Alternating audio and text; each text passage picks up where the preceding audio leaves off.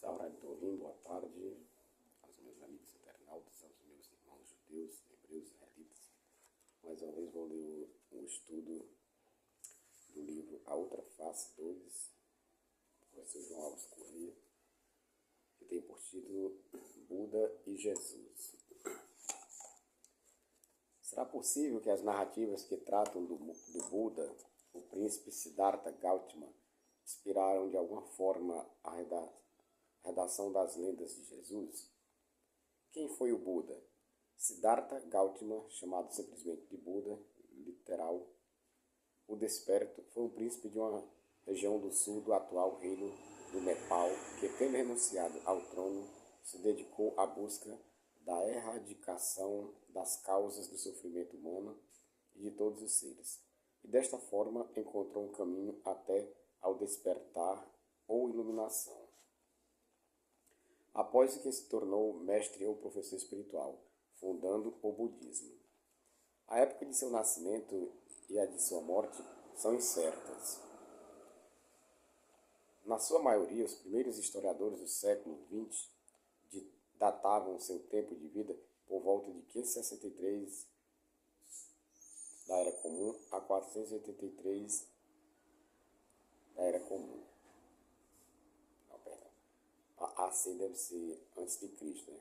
Como diz aqui. A 483 antes de Cristo. Gautama, também conhecido como Sakyamuni, é a figura-chave do budismo. Os budistas creem que os acontecimentos de sua vida, bem como seus discursos e aconselhamentos monásticos, foram preservados depois de sua morte e repassados para outros povos pelos seus seguidores. Uma variedade de ensinamentos atribuídos a Gautama foi repassada através da tradição oral e então escrito cerca de 400 anos após a sua morte. No século XIX, alguns estudiosos começaram a perceber semelhanças entre as práticas budistas e cristãs. Por exemplo, em 1878, T.W. Rhys Davids escreveu que os primeiros missionários no Tibete observaram que semelhanças foram vistas desde o primeiro contato conhecido. Em 1880, Ernest de Bunsen fez observações semelhantes, com exceção da morte de Jesus na cruz e da doutrina cristã da expiação. Os registros budistas mais antigos tinham semelhanças com as tradições cristãs. No final do século XX, o historiador Jerry H. Bentley também escreveu sobre semelhanças e afirmou que é possível que o budismo influenciou o desenvolvimento inicial do cristianismo e sugeriu atenção a muitos paralelos relativos aos nascimentos, vidas, doutrinas e mortes dos Buda e Jesus. Alguns budistas de alto nível traçaram analogias entre Jesus e o budismo. Por exemplo, em 2001, o Dalai Lama afirmou que Jesus Cristo também viveu vidas anteriores e acrescentou que então você vê, ele atingiu um estado elevado, seja como um bodhisattva ou como uma pessoa iluminada, através da prática budista ou algo assim. Thich Nhat Hanh afirmou as principais crenças cristãs como a Trindade, a morte e a ressurreição de Jesus Cristo, em seu livro Living Buddha, Living Christ. Bokin Kim, da mesma forma, vê Cristo como Buda Dharmakaya e Jesus como semelhante a Gautama, que teria sido, segundo ele, apenas uma manifestação histórica do Buda trans-histórico. Em O Lótus e a Rosa, uma conversa entre o budismo tibetano e o cristianismo místico, Lama Tsommon e Matthew Fox discutem as interconexões entre o budismo e o cristianismo. Nele, Fox relaciona a natureza de Buda ao que os estudiosos John Dominic Crossan e Bruce Chilton chamam de visão cósmica ou metacósmica original de Cristo. Sobre as várias narrativas idênticas entre Buda e Jesus, diz Samuel Bill, professor do século XIX. Esses pontos de concordância com a narrativa do Evangelho despertam curiosidade e exigem explicação. Se pudéssemos provar que as lendas de Buda eram desconhecidas no Oriente por alguns séculos depois de Cristo, a explicação seria fácil. Mas todas as evidências que temos vão provar o contrário. Ernest de Bunsen, teólogo do século XIX, com a notável exceção da morte de Jesus na cruz e da doutrina da expiação pelo sofrimento vicário, que é absolutamente excluída pelo budismo, o mais antigo dos registros budistas que conhecemos contém declarações sobre a vida e as doutrinas de Gautama Buda, que correspondem de maneira notável e impossivelmente por mero acaso com as tradições registradas nos evangelhos sobre a vida e as doutrinas de Jesus Cristo. Max Müller, o professor do século XIX, entre a linhagem de Buda e seus discípulos e a linhagem de Cristo e seus apóstolos, existem estranhas coincidências. Até mesmo algumas das lendas e parábolas budistas parecem tiradas do Novo Testamento, embora saibamos que muitas delas existiam antes do início da era cristã. Evariste Regis Buch, missionário do século XIX. O nascimento milagroso de Buda, sua vida e instruções contêm um grande número de verdades morais e dogmáticas professionadas no cristianismo. T. W. Doane, teólogo do século XIX. Nada resta agora para o homem honesto fazer a não ser reconhecer a verdade que é que a história de Jesus de Nazaré, conforme relatado nos livros do Novo Testamento, é simplesmente uma cópia da de Buda, com uma mistura de mitologia emprestada de outras nações.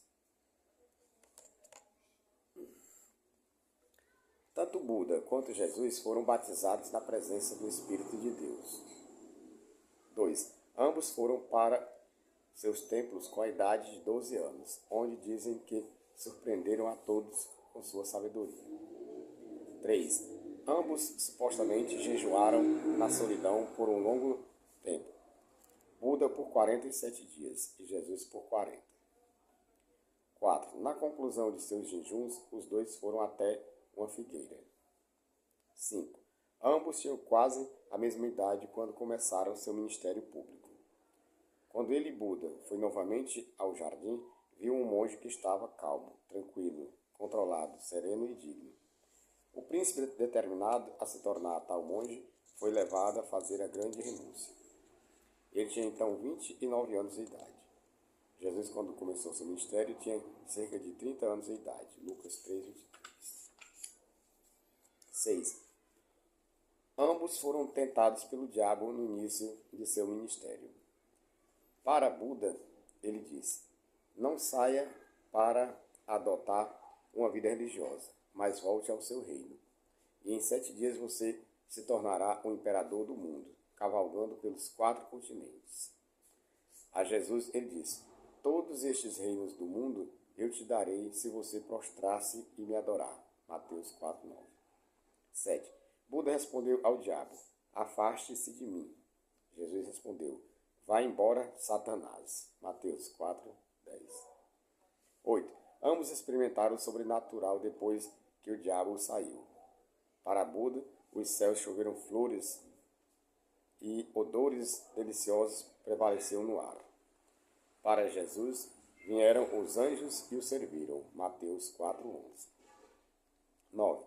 As multidões exigiam um sinal de ambos para que pudessem acreditar. 10. Ambos se esforçaram para estabelecer um reino dos céus na terra. 11.